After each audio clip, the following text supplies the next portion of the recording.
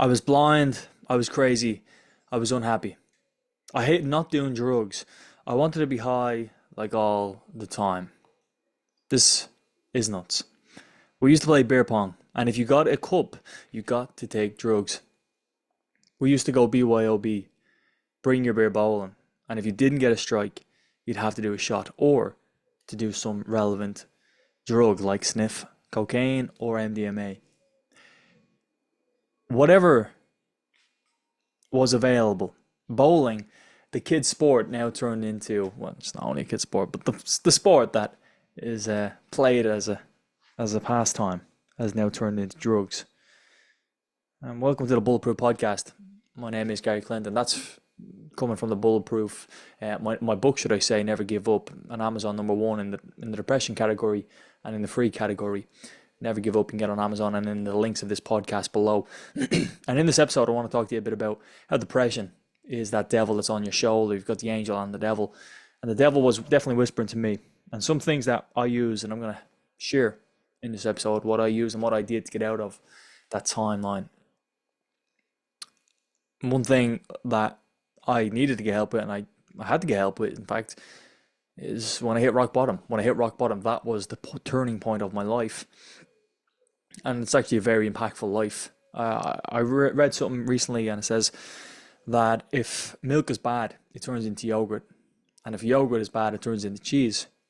And we don't become perfect by our perfect training. We become perfect by our perfect mistakes. And it's very interesting if you think of it like that. That time in my life, so dark, so grim, has turned into such a blossoming story. In fact, it's helped me along my journey, and it's aiding people on their journey. And every depression is, some might say, different, but I will say it's very much the same.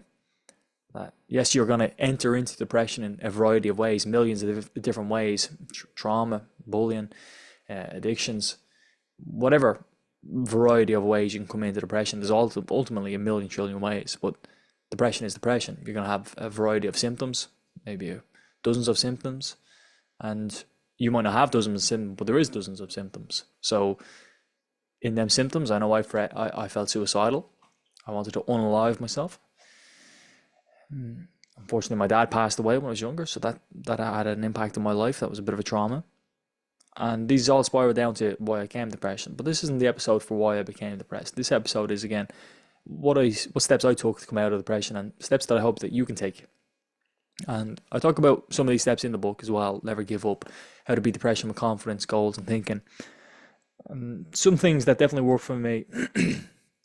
I can't express the power of journaling when I started my journey. Again, when I hit that rock bottom, as I talked about in this episode, rock bottom turned into therapy. I needed to get help. I got help. And when I got help, I put in the work in my help. I was listening to some motivational tapes early on in that journey. I was a shy kid, timid kid. I wouldn't go walking around the block. I wouldn't go running around the block. I wouldn't bring my dog for a walk because I think people would be looking at me. I know people have that fear or thought process when they go to the shop nowadays. I think it's a fascinating thought. I would rather go to the shop feeling confident. If I met someone, hey, that's amazing. Nice to see it. It's been a long time. Nice catch up.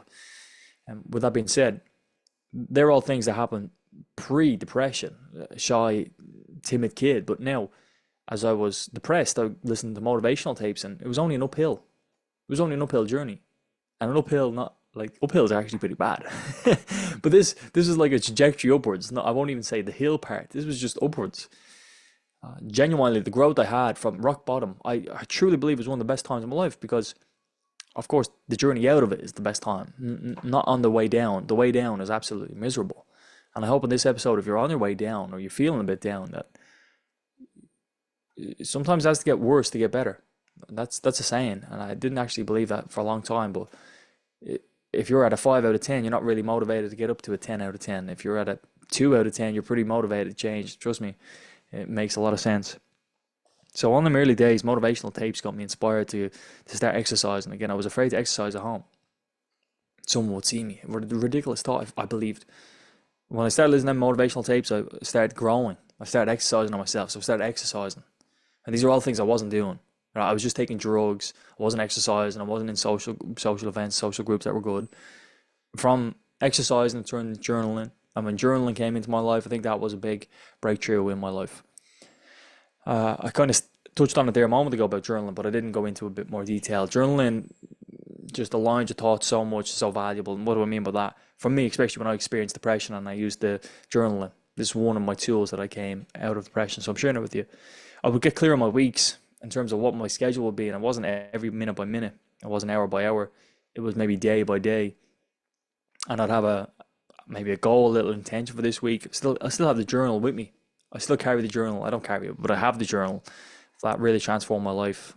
That year, 2019, a lot of things went well for me, and I mean not well as in I became a giant success, but well in terms of my mindset. My mindset started getting clearer. I wasn't in the fog of depression. I wasn't in the trap of depression anymore. I wasn't on a downhill spiral. Honestly, it wasn't the devil wasn't whispering in my ear as much as the angel.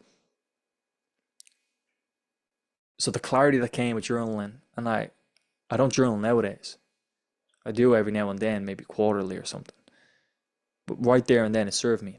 And this is also another interesting segue, or a little time to digress for a second, that you could try meditating today, you could try journaling today, you could try exercise today, and these things might work for you today, or none of them four things that I mentioned there, have any relevance to what you're going to do today or tomorrow. They might not resonate with you, they might not click with you. Journaling might be more painful for you to do than do. And I was journaling when I was depressed. I enjoyed journaling. When I was coming out of my depression, when I was on my upward trajectory, it was exciting for me. I could keep track of my own thoughts, what was going on in my mind, what could I journal about, what could I write down today that it was in such a beautiful place. And every time I think of it, it's such an impactful thing. I also started meditating, and journaling, meditating, and exercising, these three things came onto my life, and I tell you, life was on the upward trajectory. And I still do meditating. I don't do it every single day, and I still exercise, and I probably do that every single day in terms of walking and hard training.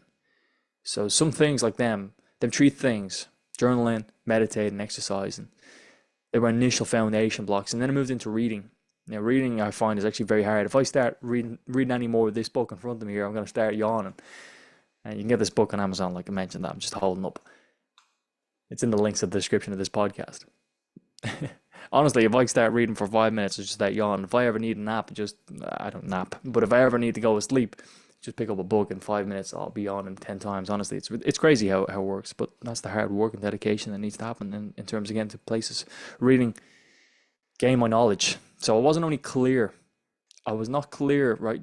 Journaling, I became clear in my mind, but the reading added stuff into that clarity. So I was starting to grow my knowledge. And during this time, I was big into personal development. Still am big into personal development. But this time, when you're reading motivational content, or you're listening to motivational content, or you're reading content or books that are impactful, like The Power of Now, that was a book that was along my journey. And The Power of Now just gets you in touch with that version of yourself that is now. It's not in the version of the past where you're depressed. It's not the version of the future where you're anxious. It's here and right now. And then that, to me at least, now is associated with gratitude. So I can be grateful in the now, but even if I am grateful, I'm actually not in the now, because I've got to be grateful for something, but it's associated with gratitude for me. So being grateful for something in the past, or something in the future, or even anything right around this time. And I share these tools, and they're not groundbreaking tools, and I can't express to you how much when I coach and I help people, that all people are in different aspects and times of their life. So, for example, I could have a client who is a business owner, and at a certain stage in their business, they get to a next level. And what the next level entails is creating their ideal avatar, right? Creating their ideal market, finding out how to get some systems in place. Now, they might be in business 10 years, but it's the same process. It's going back to them fundamentals. And I use that analogy and example for you, that maybe you've got to this level, this standard. And it's not about like, oh, we need to go backwards and we need to go all the way back down to base camp 1 for Everest. No, we don't need to go back down to base camp. But I'm just trying to think of an analogy of base camp for Everest. I think there's 3 base camps, maybe two base camps. So if you're on base camp 2 and base camp 1, what's the fundamentals of breathing, right? The breathing, or calming yourself down when you're at a higher altitude. I don't climb rocks. I'm just trying to use an analogy that would make sense for you. It's pretty simple. The fundamentals, foundations of the journaling, the meditating, the reading. It's not like you have to do these 50 times a day, 100 times a day. But these were very impactful tools for me when I was going through my depression. I changed my life. And I know they can change yours. And there's a certain meditation or visualization that you could do, and the visualization that you could do and you'd be interested in. Recently, I started moving into more hypnosis content, to where you put on earphones, you sit down for 20, 30 minutes, and you get whispered in the back of your mind over and over a variety of different things, especially if you're doing it on confidence, or you're doing it on anxiety, or you're doing it on money mindset. There's beautiful tapes out there. If we go from that to, there may be, in terms of like meditating, visualization, hypnosis, them three things are in one category. We say reading. Well, reading or audiobooks or Blinkist, you have 15-minute versions of a book. So all them things work, and maybe you're not at reading level, maybe you're at Blinkist level, maybe you're at a more advanced level where you can take a book and condense it into 15 minutes while you're on your walk. And if you're on your walk, going back talking about exercise, maybe you can go into them advanced levels of where you're breath walking, or you're breathing and walking. Imagine that. No, but it's breath walking, or your visualization while you're walking, or you're creating some synchronicity while you're walking, like while you're breathing.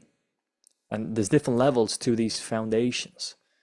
If you talked about reading, well, I did reading. I didn't do too much exercise. So exercise. Well, maybe you're at a time in the gym where you've hit a plateau. But now it's time to maybe branch into another, a different sport. Or maybe it's time to join a sport. Maybe it's, if you aren't going to the gym, maybe it's time to go to the gym, right? Or maybe it's at least time to take that walk. So at any level, you're at a different level. Again, if I go back to the business owner who's looking at the ideal client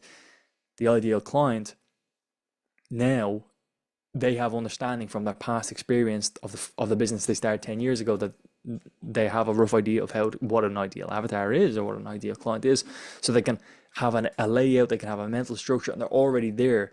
So when we talk about foundations, it depends where you are on your level. If, to me, the foundations of them reading, going for a walk, or breath walking, or the foundations of meditating, it would be more visualization instead of meditating. So different levels, and I don't know what, there's an interesting saying that's eluding in the back of my mind. Maybe it's not the most appropriate as well. I don't know what it is, in fact, so I haven't got it on top of my mind. For you, where are you in your level? And I do this with clients, just where are you now? Where do you want to go? And then let's go. So where are you? How can you diagnose? When I say diagnose, don't actually diagnose, but how can you understand what the situation is, at least? Are you ready to take a step A, step B? Because you need to take step A and step B to get to step C. And that could simply be going for a walk a day. People say 10,000 steps is a good thing. That could simply be looking at your diet, right? Athletic Greens, not sponsored. Where are you? And that in itself takes a little bit of self-introspection. And then from there, you can start to bridge the gap, or you can create the diary, or you can create the journey. And if you need some help, reach out for some help. I know I'm available to help people that want to be helped. I don't think you can help people that don't want to be helped.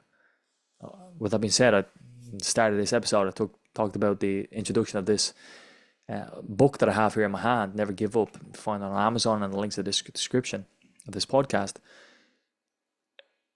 I was a drug addict. I was depressed. I wanted to unalive myself. And them times have changed, gratefully. And I've talked in this episode about a variety of things in terms of the foundations, fundamentals, and where are you? Because you might have a different fundamental or foundation level right now. You're on the next foundations of the next building.